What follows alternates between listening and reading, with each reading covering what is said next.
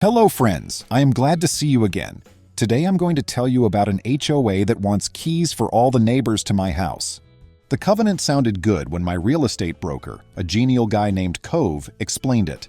Some light HOA language, mostly about trash pickup and fire-safe roofing. Cove was the sort of agent who wore trail shoes with his suit, which made me trust him more than I should have. He did mention there were exactly 13 other homeowners sprinkled around the ridge, most of them seasonal, all technically bound by the same covenant. What Cove failed to stress was who enforced the thing, an HOA board chaired by a woman named Marvella, who could curdle milk with a post-it note. In the city, I fix complicated HVAC systems. Vacation for me has always meant someplace quiet where the loudest noise is a woodpecker auditioning for a jackhammer award. The cabin had no internet, a sketchy well, and a stone fireplace big enough to swallow kayaks.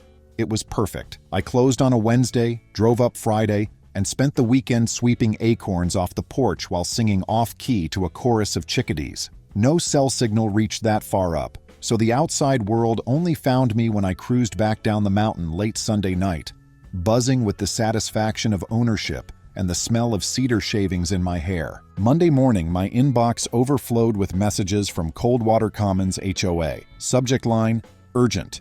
Keys required for community access. The first email insisted that, per Article 6, Section 4, every owner shall furnish a functional key or acceptable proxy, digital code, etc., to each fellow owner to facilitate reasonable shared use of association lands and structures. The second email, timestamped 2 hours later, upped the ante.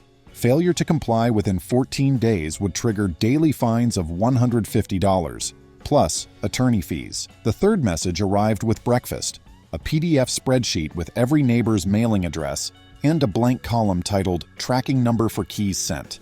I reread the paragraph about community lands and structures 3 times. My cabin sat on a half-acre rectangle carved from a much larger tract. The covenant had been drafted decades ago by a timber company that later sold the plots cheap, stipulating a shared easement for road maintenance and drainage. Nowhere did it say my porch, my doors, or my bear-proof pantry counted as communal property. Yet the HOA board clearly believed otherwise. I called the number in the header and endured tinny hold music until a crisp voice answered. Coldwater Commons, this is Cotton. Cotton sounded like someone who drinks iced tea in winter. I explained the emails were surely a clerical mix-up. No sane association asked residents to fork over keys to their private dwellings. Cotton cleared her throat. Article 6, Section 4. All structures erected on shared mountain tract are deemed shared for the enjoyment of the collective. That includes your cabin, hun. Who voted on that interpretation, I asked. The board, she replied.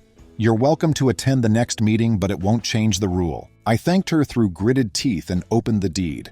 The phrase fee simple absolute leaped off the page. In plain English, that means no one owns any part of my place except me, unless I choose to convey it. That night I rang up a friend from trade school, Shasta, who now practices real estate law. She answered while juggling a toddler but managed a quick, send me everything. 2 hours later, I had her verdict. Denver, their covenant's a Swiss cheese umbrella, full of holes, barely covers the rain barrel. They're bluffing. I could have ignored the emails, but people who call strangers hun over the telephone won't stop until they learn better manners. So I turned to an old tool from HVAC work, malicious compliance. Give the client what they want, exactly as written, and let physics teach the lesson. First, I logged every request, timestamp, and threat of fines. Then I drafted a certified letter to Marvella, politely acknowledging the HOA's directive and pledging complete cooperation. I copied every board member. The letter read, per Article 6, Section 4, I will provide keys granting reasonable access to my cabin.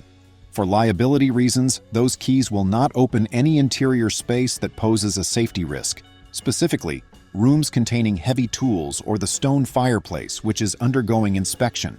Keys will instead grant entry to an auxiliary structure deemed safe for communal enjoyment. Next step, build the auxiliary structure. Over the following weekend, I drove up with plywood, 2x4s, a padlock, and a sack of dollar store novelty items. By Sunday evening, 20 feet downhill from the cabin stood a dainty outhouse-shaped shed, painted bright violet. Inside, I placed 3 folding chairs, a plastic garden gnome, and laminated copies of the covenant displayed like museum art. The shed door bore a brass plate, Coldwater Commons Shared Use Pavilion. I hired a locksmith to fit the shed with a beefy deadbolt, keyed differently from the cabin, of course. On Monday, I mailed 13 identical envelopes, each containing a single key tagged Pavilion Access and a friendly memo reminding recipients of the shed's occupancy limit: 3 people or 2.5 elk, whichever came first. Tracking numbers duly filled the HOA spreadsheet. Silence for 8 days. Then Cotton called again. "Miss Marvella is concerned.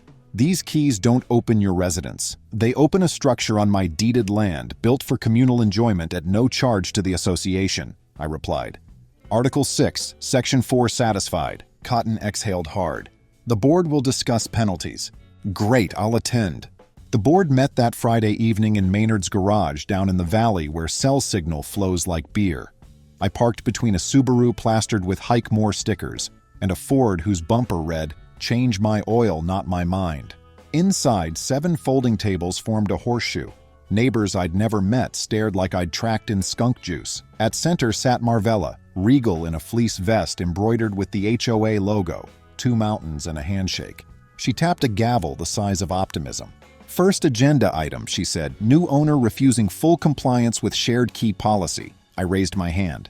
Before she could bar me, the man to her left, Wilder according to his name tag, leaned into a microphone no one needed. "Let's hear him." So I spoke. I cited the Colorado Revised Nonprofit Corporation Act, even though we were technically across state lines, close enough for precedence. I quoted case law on unreasonable accession demands. I waved my deed where fee simple absolute blazed like neon. Finally, I pointed out the liability exposure the HOA would face if an owner's guest slipped on my unfinished stairs or sampled expired jerky from my pantry. Marvella barely blinked. "The cabin sits on land once logged by Rocky Timber Collective," she said. "Their charter declared any future structures shared. Shasta had prepped me for that. Rocky Timber hasn't existed for 40 years. Their charter neither runs with the land nor overrides private deeds. Unless you recorded a new covenant after they dissolved, their language is moot." I slid copies of county clerk filings across the table, highlighting a missing document number. Wilder tilted his head, fascinated. Cotton chewed her pen. Marvella drummed red nails on the gavel. "Fine," she said. "Board votes now." But the vote stalled when Maynard, host of the meeting, asked if anyone had actually visited the shared use pavilion. No one had. He'd driven up last weekend, spotted the purple shed, and worried it violated the Ridge's earth tone paint rule. I countered that the earth contains amethysts, ergo violet qualifies. Half the room chuckled. Marvella's face tightened like a jar lid. She called for the vote anyway. 4 for penalties, 3 against. Motion passed. I owed $150 per day retroactive to the key handoff. That totaled $1,200 and counting. I smiled, thanked them for their time, and left. Here's the thing. HOAs can't impose fines without procedures set out in their own bylaws. Coldwater Commons required notice by certified mail before any fine could accrue. They hadn't sent one. Even if they tried, state statute dictated a 30-day cure period. I had receipts lined up like dominoes. But I wanted more than escaping the fine.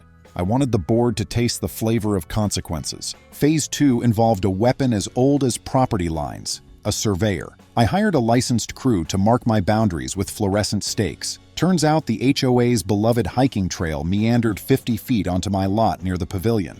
On the next sunny weekend, I posted tidy signs. Private property. Trail easement revoked pending safety review. Contact owner for access permit. Fee 1 signed waiver. Hikers grumbled but complied. I carried duplicate waivers in my backpack and cheerfully accepted signatures all summer. The Ridge's dog walkers got used to my clipboard. Word spread that the new guy enforced rules tighter than a jar of pickles. Only then did the board grasp that my liability concerns worked both ways. Meanwhile, Shasta filed a declaratory relief action in district court, asking a judge to affirm that Article 6, Section 4, as interpreted by the HOA, exceeded statutory authority. She requested costs and other relief deemed just. We served Marvella at the August board meeting, gift wrapped in a manila envelope. Litigation's a slow river, but pressure builds behind each bend. By October, the HOA's insurance carrier caught wind of the suit and flagged potential exposure. Premiums threatened to spike. At a special meeting, Wilder spearheaded a motion to suspend all fines pending mediation. He'd done the math. Even if they won, Legal bills would gut the Treasury. Cotton seconded. The vote split 4-3 again, but this time in my favor. Fines paused. The board agreed to mediation. Marvella resigned the same night, citing health stress. The fleece vest stayed, though. She stomped out wearing it like battle armor. That would have been victory enough, but Coldwater Ridge had plans for encore fireworks. November storms arrived early, dumping snow like sugar on gingerbread. One gusty evening, a towering Ponderosa keeled over and smashed Maynard's Ford bumper to bumper. The tree originated on my lot, but its trunk straddled the property line. Under state law, responsibility fell on the lot from which the tree grew. That meant me, unless I could prove neglect on Maynard's side had weakened the root system. Turns out Maynard, good guy, lousy arborist, had trenched around the trunk to lay drainage pipe, severing a major root. My surveyor's photos documented the trench. The insurance adjuster nodded and carved Maynard a ticket to Premium City. My policy paid nothing. Maynard phoned me, humble as cold oatmeal, to apologize for earlier support of the fines. He offered cash toward the court fees. I refused, but invited him to use the cabin's fireplace while his power was out. In that moment, the entire feud reframed. It had never been me versus the residents. It was me versus the board's arrogance. Mediation finally convened in January at a neutral law office. The mediator, a former judge with Arctic hair, listened to my opening statement, studied the purple pavilion photos, and addressed the board. Why, in practical terms, would you need keys to his residence? Silence. He set a timer for caucus. 40 minutes later, the HOA offered full withdrawal of the key demand, nullification of all fines, and reimbursement of my legal costs up to $8,000 if I'd rescind the suit. They also asked me to repaint the shed in a muted tone and remove the waiver requirement for hikers. I countered, shed stays violet until the next annual repaint cycle. Waiver stays in place until spring trail maintenance. And the board publishes a written apology in the HOA newsletter. They balked at the apology. Too public, so I sweetened the pot. I'd drop future claims for emotional distress. They swallowed the pride pill. Settlement signed, but a story needs its sting in the tail, doesn't it? Marvella, though retired, still lived on the ridge. She refused to accept the newsletter's apology, telling anyone who'd listen that mediation forced the board to grovel. One evening in March, she marched up the trail and ripped every private property sign from my stakes. Unfortunately for her, the county sheriff's deputy was shipping out early the next morning for elk poaching patrol and happened to camp overnight in his squad SUV near the trailhead. He ticketed Marvella for misdemeanor trespass and vandalism. The stakes cost $75 apiece, custom printed. She wound up paying a larger fine personally than the board ever tried to levy against me corporately. Now, whenever I hike the ridge, neighbors wave. The waiver clipboard became a running joke. I retired it in April and threw a barbecue by the Purple Shed to celebrate. Maynard brought homemade cider. Cotton apologized for the Hun, and Wilder pitched a new bylaw. No homeowner shall demand access to another's dwelling without unanimous consent and verified emergency. It passed 12-0. The 13th ballot? Marvella declined to vote. She'd listed her place for sale. My cabin door remains locked to everyone but me and guests I choose. But the pavilion door swings wide, still violet, still ridiculous. It reminds us loud colors have a place in a forest of muted tones, and that private property, defended politely but firmly, can teach even the most stubborn board that shared land ends where individual rights begin. Spring settled over the ridge like a quilt stitched from blue-gray rain and sudden pockets of sun. My lilac-colored shed, now affectionately dubbed the Grape Hut by passing hikers, held up against the thaw, and life should have eased into porch-sitting peace. Instead, the newly reshuffled HOA board hatched round two of their share everything crusade. With Marvella gone, you'd think common sense would bloom. But vacancy on a mountain board attracts drama the way porch lights lure June bugs.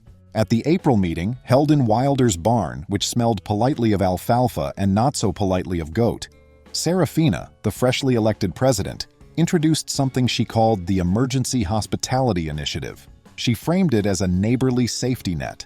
If extreme weather stranded hikers or if wildfire threatened evacuation down the only access road, every homeowner would pre-designate at least 2 spare beds for communal use. No keys this time, just a roster printed on brightly colored cardstock so the fire department could direct traffic. When she passed around the sample roster, complete with my name and a promise of loft space plus queen futon, I felt my molars grind. I raised a polite finger.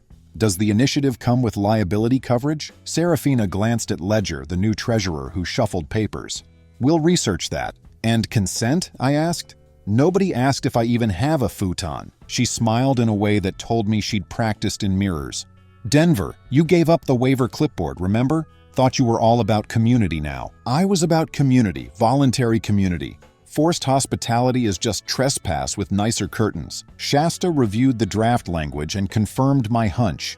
The initiative, though dressed as an emergency plan, gave the board authority to assign strangers to any residence whenever they declared a safety event. The definition of safety event: conditions judged by the board.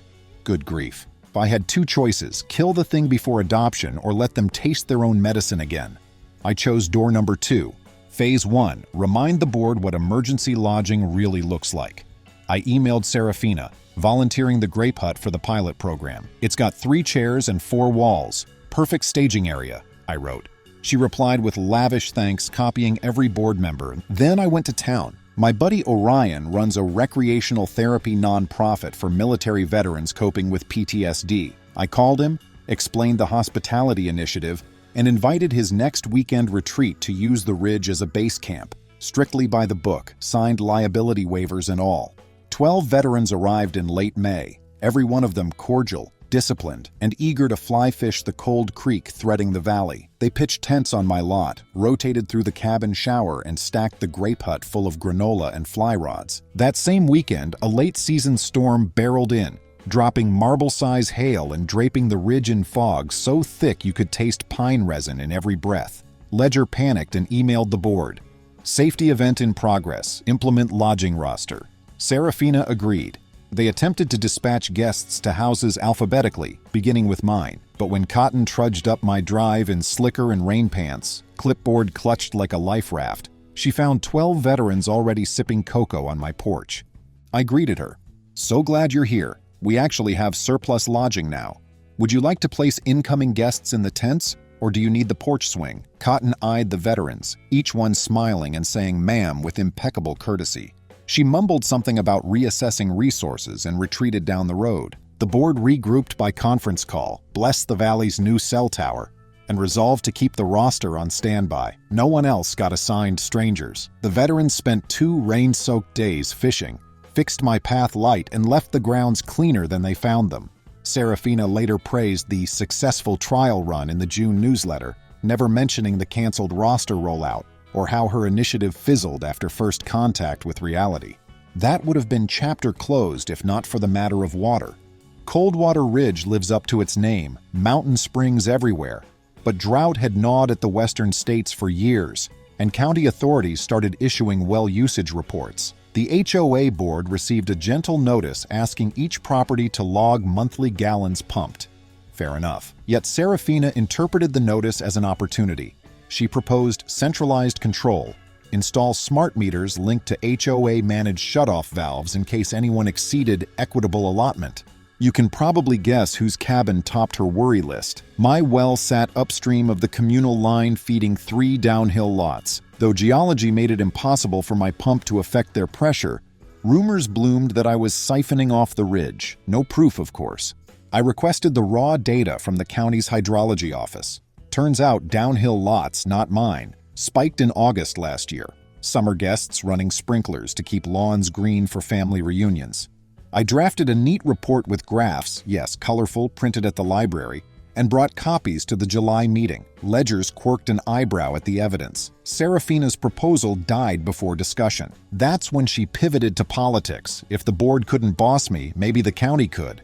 She wrote a complaint alleging unpermitted commercial activity, large-scale retreats, turning my cabin into a de facto lodge. She claimed increased traffic, noise, and environmental impact. The county planning office fielded it and scheduled an inspection.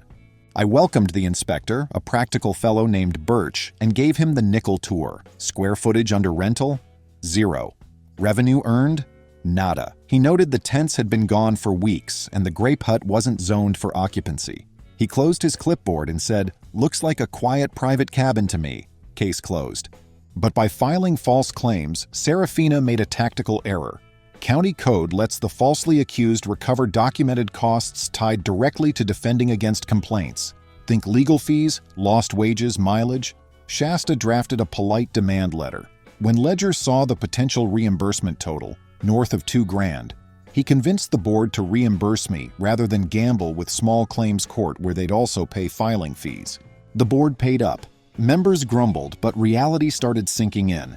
Every skirmish cost time and money, and the cabin guy kept winning. Shasta suggested we end the war with a more permanent ceasefire, overhaul the bylaws to require full membership votes for any rule affecting private property, plus an independent review panel to vet legal compliance. That meant collecting signatures, 2/3 of homeowners per the current bylaws, then calling a special referendum. I spent August strolling door to door armed with iced tea and the plain truth. Most neighbors were tired of drama. Maynard signed first, still grateful I never billed him for the tree mess. Cotton, surprisingly, was second. She'd grown weary of answering late-night emergency texts from Serafina about my alleged wrongdoings. Even Pike, whose hammock swung dangerously close to the property line, admitted the board's energy might be better spent fixing potholes. By Labor Day, I held 9 signatures, enough to force the referendum. Ledger scheduled it for mid-October. Serafina fought hard. She mailed glossy flyers warning of anarchy on the ridge if the new amendment passed. She claimed carving out limits on rulemaking would gut property values and invite undesirable uses. She never defined undesirable. Her rhetoric soured folks who might have leaned her way. No one likes being told their mountain homestead needs saving from itself. The debate night unfolded at the community fire ring under a sky salted with stars. I spoke first, brief, respectful, citing actual dollar totals spent on legal fees so far, $11,347, covered mostly by dues. I reminded everyone that fairness isn't free, but stubbornness costs more. Then Serafina delivered a 20-minute sermon on unity, repeatedly gesturing toward my cabin glowing on the slope as though it were the Death Star. When she finished, the only applause came from a visiting cousin. The ballots got counted in Maynard's kitchen. 11 for the amendment, 2 against, Serafina and her cousin. Ratified. Effective immediately. Any board proposal touching private property required a paper ballot and 2/3 approval of the entire HOA. Plus, a 3-person legal compliance panel would review every policy before rollout, and I was elected to that panel alongside Cotton and Pike. Serafina resigned the following morning, vacating the presidency with a moody email about homeowners who refused to collaborate. A week later, a for sale sign popped up at the foot of her driveway. Ledger stepped in as interim president and, to everyone's shock, asked if I'd chair a committee to apply for a county wildfire mitigation grant. Real business, no drama. I agreed on one condition: every homeowner participate in the brush clearing weekend. Even Marvella, still stuck unsold, showed up with work gloves, though she avoided eye contact and kept her car keys jangling in a nervous soundtrack. The grant came through in January, funding new hydrant hookups and a community tool shed. Not Violet, alas. For the first time since buying the cabin, I felt like a normal neighbor, not a defendant. Winter melted again into spring, and I marked the anniversary of the purple shed with fresh paint. Same loud hue. People laughed and grabbed brushes, and by the end of the day, the grape hut gleamed brighter than ever, ringed with handprints from every volunteer. Even Ledger added his. When the paint dried, I stepped back and realized the ridge was finally living up to the covenant's best intent. Cooperation rooted in respect, not control. And all it took was one brass key no one ever got. A plywood outhouse turned symbol, and enough persistence to outlast 3 board regimes. The ridge rolled into a second spring of relative calm, and I caught myself daydreaming that maybe, just maybe, the mountain drama had finally burned itself out. The bylaws were patched, the wildfire mitigation grant humming along, and you could walk the entire loop trail without hearing a single grumble about keys, pavilions, or equitable allotments. Even the grape hut's color had somehow morphed from irritant to local mascot.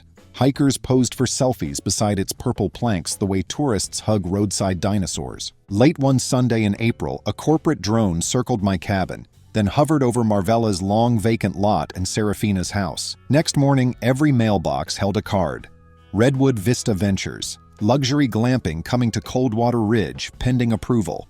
The sketch showed 20 canvas tents, string lights, and a bathhouse planted on my well line. Ledger called an emergency board session. Redwood, he said, held options on Marvella's and Serafina's land, contingent on a county permit for a commercial campground. The brochure promised a repaved road and profit sharing, but the fine print allowed 120 guests, late-night music, and rights to pump non-potable gray water from our wells. Cotton squinted.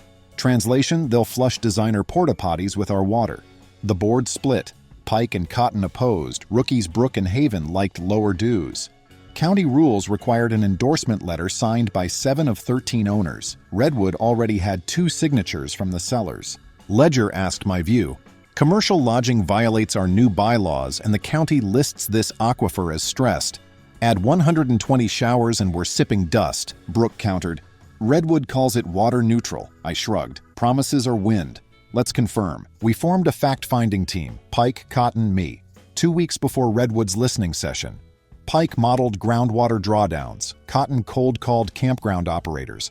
And I traced Redwood's ownership to a Delaware shell run by private equity firm Wolverine Bridge, famous for flipping glamp sites. Zoning revealed the crux. Rural campgrounds need 20 contiguous acres or easements. Redwood's 2 lots totaled 5 acres, so they needed HOA land and wells. Bombshell 2. Cotton's cousin found lobbyist filings. 6 months earlier, Serafina and Marvella had registered as paid consultants for Redwood.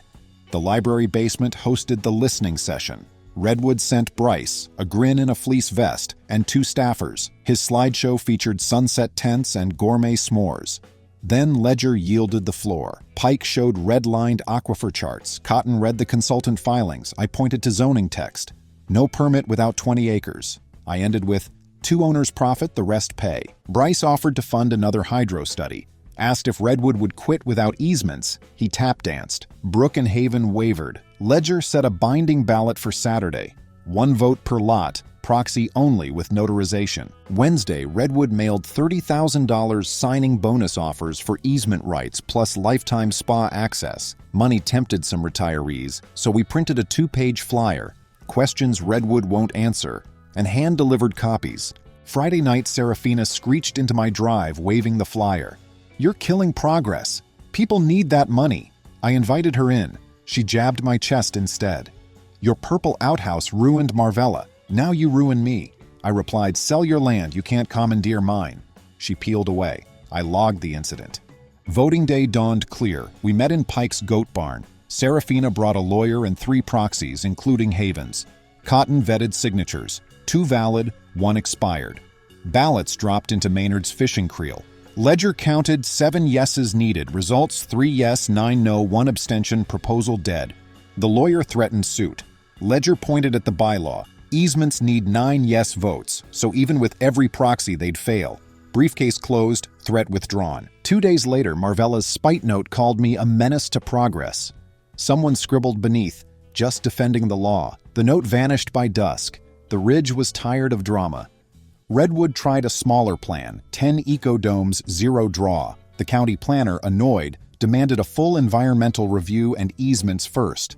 Investors bailed. The drone disappeared. Serafina listed her house within weeks. Marvella accepted a lower bid from Iris, a retired science teacher who wanted quiet. Both sales closed by fall. Redwood's options evaporated like morning mist. Cleanup time. Ledger proposed a conflict of interest rule. Any board member paid by an outside project must disclose and recuse. Passed 12-0. Haven returned from vacation, read the minutes, muttered an expletive about Serafina, and signed on. Autumn turned the Ridge cinnamon. I hosted a potluck. The Grape Hut, now speckled with silver sticker stars from Maynard's grandkids, held desserts. Iris displayed wildlife sketches. Pike's goats trimmed grass wearing novelty bow ties. Cotton raised cider. To neighbors respecting fences and to purple sheds proving boundaries need color. Laughter rolled through the pines. By the dying coals, I recalled that first frantic key demand. The road from keys to glamping bribes proved one lesson. Mark lines early, defend them politely, and bullies either learn or leave. The Ridge isn't utopia. Potholes persist and bears raid trash when latches slip. Yet people now ask before borrowing tools and wave at the violet shed. Locals joke HOA means Harmonious Outdoor Alliance. Last week a newcomer stopped me. He'd heard I was the cabin guy and wanted tips. I sketched the saga. Keys, pavilion, bylaws, glamp fail. What's the secret? He asked. I pointed to the creek glinting below. Know the rules, keep receipts, stay cordial, and never underestimate bright paint. He laughed. I wasn't kidding. That night, I hung the lone brass key on its hook and listened to wind comb the chimney. Downslope, new owners arranged couches in Marvella's old place. Up here, stars shone over a community finally clear on the line between sharing and seizure. Soon the county will install wildfire cameras atop the ridge. The board asked me to paint the housing dull brown. I said sure, as long as the bracket facing my lot stays violet, a little reminder that vigilance and color can coexist peacefully. Friends, thank you. See you soon.